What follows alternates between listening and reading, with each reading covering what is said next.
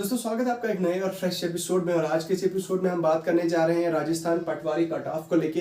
ये cut off 2018 को क्या गया था और कितनी वैकेंसीज थी 2018 में, तो उसी हिसाब से हम देखेंगे कि 2021 में कितनी वैकेंसीज हैं और उसी वैकेंसीज के हिसाब से क्या एक्सपेक्टेड कट ऑफ जा सकता है। और इसी के साथ साथ में हम डिस्कस करने वाले हैं कि टोटल नंबर ऑफ कैंडिडेट्स कितने जो है वो अपीयर हुए हैं, कितने कैंडिडेट्स ने फॉर्म भरे हैं, पूरा आज हम एनालिसिस करने वाले हैं। तो वीडियो को एंड तक देखने के बाद ही आप जान पाएंगे कि आपकी सिलेक्शन के कितने % चांसेस हैं।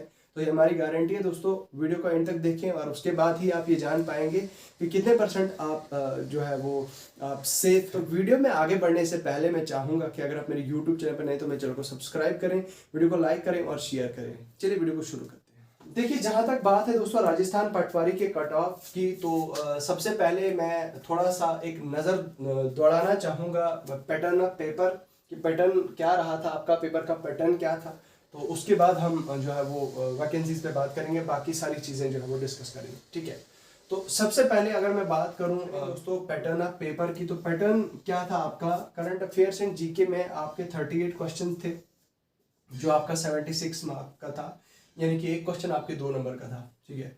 मैथ्स एंड रीजनिंग आपके 45 क्वेश्चंस थे और 60 जो है वो आपके मार्क्स थे इसमें। उसके बाद अगर हम बात करें राजस्थान जी के जो है उसमें 30 क्वेश्चंस थे और ये आपके जो है वो 90 मार्क्स का था ये। और उसके बाद हम इंग्लिश हिंदी बात करें तो 22 क्वेश्चंस थे और 44 ये भी आपके 2 मार्क्स के थे। और अगर हम बात करें कंप्यूटर की, तो कंप्यूटर भी आपके 15 क्वेश्चन थे और 30 जो है वो मार्क्स थे इसमें। तो टोटल मार्क्स जो है वो आपके 300 हैं और आपके क्वेश्चन जो है वो टोटल 150 थे।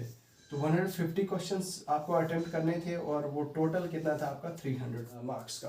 कट ऑफ डिस्कस करने से पहले ये चीज़ें बहुत ज़्यादा ज़रूरी डिस्कस करनी होती हैं। तो एक बार मैं आपको दोस्तों बता देना चाहता हूँ कि टोटल नंबर ऑफ कैंडिडेट्स जिन्होंने फॉर्म लगाए हैं वो 13.49 लाख कैंडिडेट्स हैं।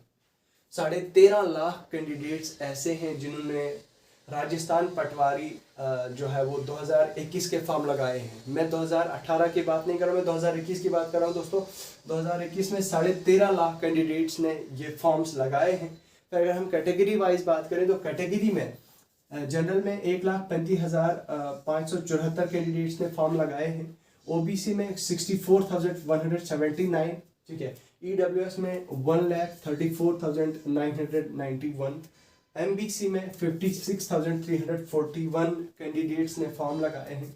एससी कैंडिडेट्स में एससी कैटेगरी में 2,14,517 कैंडिडेट्स ने फॉर्म लगाए हैं, ठीक है। उसके बाद एसटी कैटेगरी में जो कैंडिडेट्स हैं 1,98,215 कैंडिडेट्स ने फॉर्म लगाए। तो ये टोटल कैंडिडेट्स हैं जिन्होंने फॉर्म लगाए हैं, जिन्होंने फॉर्म भरे हैं। तो अब आप मोटा मोटा मान के चलें 13.5 लाख में से आपके 10 लाख 10.50 लाख अप्रॉक्स कैंडिडेट्स ने एग्जाम दिया। और इससे आप अंदाज़ा लगा सकते हैं कि ये पेपर और ये कंपटीशन कितना ज़्यादा टफ होने वाला है दोस्तों, ठीक है।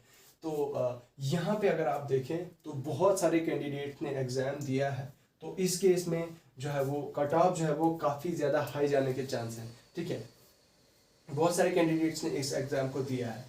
तो कट ऑफ में आगे बढ़ने से पहले मैं आपको कट ऑफ के जो प्रोसीजर होता है, मैं आपको एक चीज़ बता देना चाहता हूँ कि कट ऑफ किन किन चीज़ों पे निर्भर करता है, क्या क्या ऐसी चीज़ें हैं जिनकी बुनियाद पे आपका कट ऑफ डिटरमाइन किया जाता है। सबसे पहला होता है आपका number of post, students appeared, दूसरा फैक्टर, ठीक है। तीसरा फैक्टर होता है आपका level of paper and last होता है आपका नॉर्मलाइजेशन, ठीक है। ये 4 ऐसे फैक्टर्स होते हैं दोस्तों। इन 4 फैक्टर्स की बुनियाद पे आपका कट ऑफ जो है वो निकल के आता है। तो देखिए ये 4 फैक्टर्स में से आप देखिए यहाँ पे number of post, students appeared, level of paper, normalization. तो यहाँ पे अगर हम बात करें नंबर ऑफ पोस्ट की, तो मान लीजिए अगर कोई ऐसा एग्जाम है जिसमें नंबर ऑफ पोस्ट जो है वो बहुत ज़्यादा है, ठीक है, तो आपके स्टूडेंट्स अपीयर्ड बहुत कम है, तो उस केस में क्या रहता है कि आपका जो है वो कट ऑफ लो जाने का चांस रहता है। लेकिन अगर हम इसका इन्वर्स करें तो मान लीजिए अगर आपकी पोस्ट जो है वो बहुत कम है, ठीक है, पोस्ट आपकी लेस हैं और स्टूडेंट जो है वो अपीयर हुए हैं मोर, तो इस केस में क्या रहता है कि आपका कट ऑफ जो है वो हाई जाने का चांस रहता है, ठीक है। उसके बाद अब देखिए यहाँ पे मैं आपको एग्जांपल के तौर पे समझाता हूँ। मान लीजिए कोई ऐसी पोस्ट है जिसमें अपेयर हुए हैं लेकिन वैकेंसी 100 है, तो इस केस में क्या होगा, एक पोस्ट के लिए कितना है, 2 कैंडिडेट compete कर रहे हैं, ठीक है। तो यहाँ पे आप देख सकते हैं एक पोस्ट के लिए 2 कैंडिडेट compete कर रहे हैं। यहाँ पे आपका लेवल जो है वो लो है कंपटीशन का।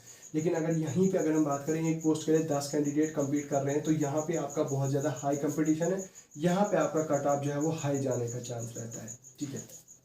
फिर लेवल ऑफ पेपर, अब ये भी डिपेंड करता है दोस्तों लेवल ऑफ पेपर और नॉर्मलाइजेशन।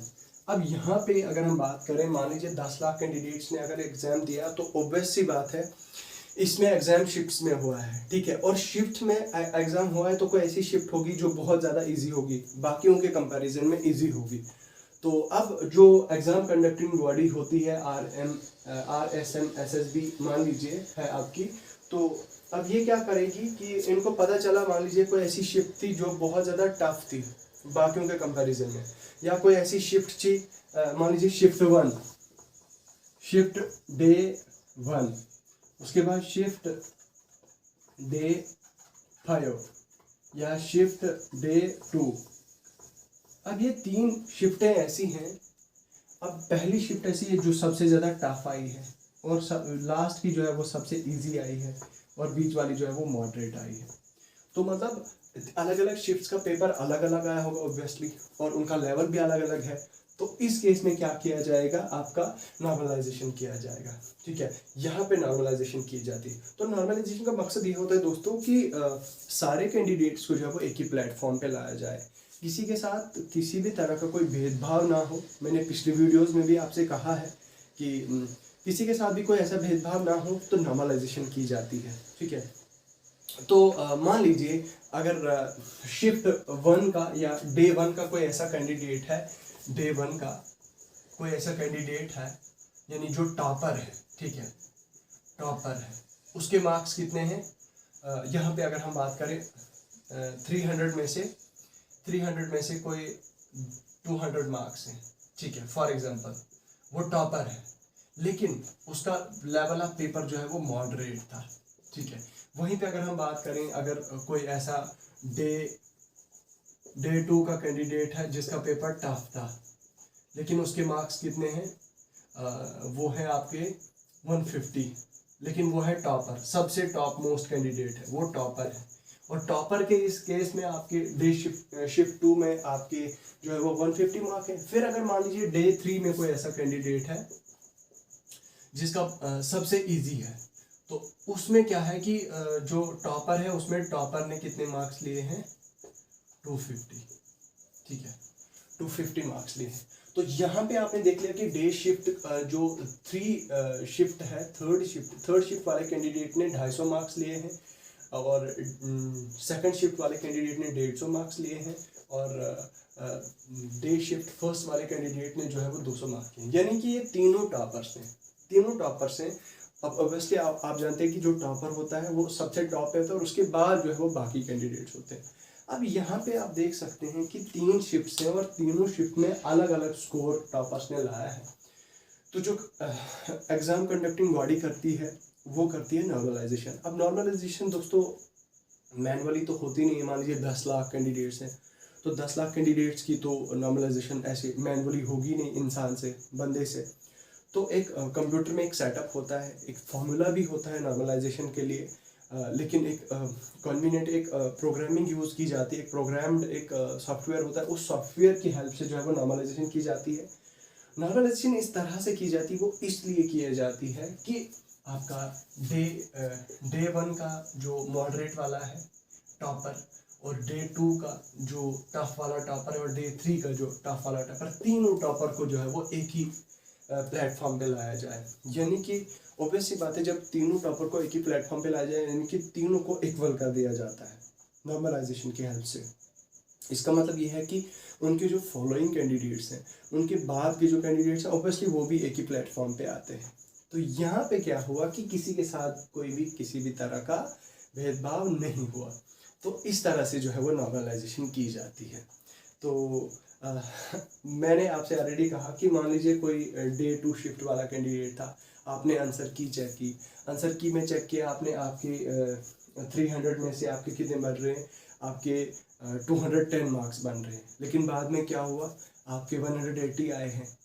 तो आप सोचो कि ये क्या हो गया, तो वो नॉर्मलाइजेशन की है आपके बोर्ड में, आपके मार्क्स जो है वो कम हुए नॉर्मलाइजेशन की वजह से, क्योंकि आपका जो है वो इजी शिफ्ट थी, ठीक है। तो इसी तरह से जो है वो ये इस तरह का स्टेप जो होता है नॉर्मलाइजेशन है किया जाता है। तो मेरे हिसाब से one of the best step होता है, क्योंकि इसमें किसी भी के साथ भी कोई भेदभाव नहीं होता। तो वन ऑफ द बेस्ट चीज़ है जो मैं मानता हूँ, और ये होना भी चाहिए। तो यही होता है दोस्तों नॉर्मलाइजेशन। अब अगर हम 2018 के कट ऑफ को लेके बात करें दोस्तों, 2018 का कट ऑफ जो गया था जनरल का, मेल का 104.513। मैंने सारी पूरी लिस्ट यहाँ पे नहीं दी है क्योंकि बोर्ड पे स्पेस कम थी, इसलिए यहाँ पे मैंने पूरा नहीं लिख पाया हूँ मैं, तो मैं मोटा मोटा आपको शेयर कर देता हूँ। ओबीसी का मेल का 104.5139, यहाँ पे आप देख सकते हैं। एसबीसी का 104 दिस, एससी का भी 104, इसका एसटी का भी 104। तो अगर हम बात करें जनरल की फीमेल का जो कट ऑफ गया था राजस्थान पटवारी का, तो 82.25 गया था, ठीक है, 2018 में। तो 82.25 ओबीसी का भी इतना ही गया था, एसबीसी, और 80.54 गया था एससी का, और 82.25 गया था एसटी का। तो अब लास्ट में अगर जंप करें 2021 के कट ऑफ के लेके दोस्तों, तो क्या जा सकता है, तो इसको लेके दोस्तों बहुत चर्चा है, काफ़ी कंफ्यूजन है कैंडिडेट्स के मन में। तो मैं आपको बता दूं दोस्तों, जनरल का मेल का कट ऑफ जाने वाला है, वो है दोस्तों 195 प्लस जाने वाला है, क्योंकि आप जानते हैं कंपटीशन बहुत टफ है, और कैंडिडेट बहुत ज़्यादा अपेयर हुए हैं, तो 195 प्लस ही जाने के चांसेस हैं। फिर अगर हम ओबीसी की बात करें तो इसका भी अराउंड 194 प्लस ही जा सकता है। फिर उसके बाद हम इसका भी अराउंड 194 प्लस ही जा सकता है। फिर एससी का भी 180 प्लस जाएगा, ठीक है, एसटी का भी 170 प्लस जाएगा, ठीक है। अगर हम फीमेल की बात करें दोस्तों, तो फीमेल में 150 प्लस आपका जा सकता है, ठीक है। ओपन का, ओबीसी का 140 प्लस, ठीक है। एसबीसी का जो है वो आपका ओबीसी का जो है वो आपका यही 140 प्लस जा सकता है, ये 130 प्लस जाएगा, ठीक है। उसके अलावा ये भी जो है वो 135 प्लस जाएगा दोस्तों आपका। एसटी का भी जो है वो 125 प्लस जाने के चांसेस हैं। बाकी कैटेगरीज भी आप यहीं से आप अंदाज़ा लगा सकते हैं कि कितना जा सकता है। तो यही एक एक्सपेक्टेड कट ऑफ दोस्तों, एक रेंज है दोस्तों। कट ऑफ अगर हम बात करें, किसी भी यूट्यूबर का कोई कट ऑफ परफेक्ट कभी नहीं होता, और ना हो सकता है कभी, क्योंकि ये एक प्रिसाइज रिजल्ट होता है। प्रिसाइजली एक कोई भी यूट्यूबर जो है वो, कोई भी बड़े से बड़ा यूट्यूबर प्रिसाइजली आपका कट ऑफ जो है वो नहीं बता सकता। हाँ, एक रेंज होती है, एक डिसाइडेड, एक लिमिटेड रेंज होती है। उस रेंज के अंदर जो है वो यूट्यूबर जो है वो आपका कट ऑफ निकाल के देता है कि भाई इस रेंज में आने वाला है। अपने एक्सपीरियंस से और अपनी रिसर्च से वो ये चीज़ निकालता है और आपको बता देता है कि हाँ भाई इस रेंज में आपका कट ऑफ आ सकता है। तो कहने का मतलब ये है दोस्तों कि जो मैंने कट ऑफ आपके साथ शेयर किया, ये परफेक्ट नहीं हो सकता है, यानी कि इसमें ऊपर नीचे का हो सकता है, ठीक है, और it may not be perfect, but range यही हो सकती है आपकी दोस्तों। तो बस यही है दोस्तों कि कैंडिडेट्स बहुत ज़्यादा अपीयर हुए हैं, तो यहाँ पे चांस ये रहेगा कि आपका कंपटीशन बहुत ज़्यादा हाई है, और चांस कट ऑफ के हाई जाने के बहुत ज़्यादा चांसेस हैं। तो बाकी दोस्तों वीडियो को एंड तक देखने के लिए दिल से शुक्रिया आपको दोस्तों। वीडियो के डिस्क्रिप्शन में हमारे ब्लॉगिंग चैनल का लिंक मिल जाएगा, आप हमारे ब्लॉगिंग चैनल को भी सब्सक्राइब करें।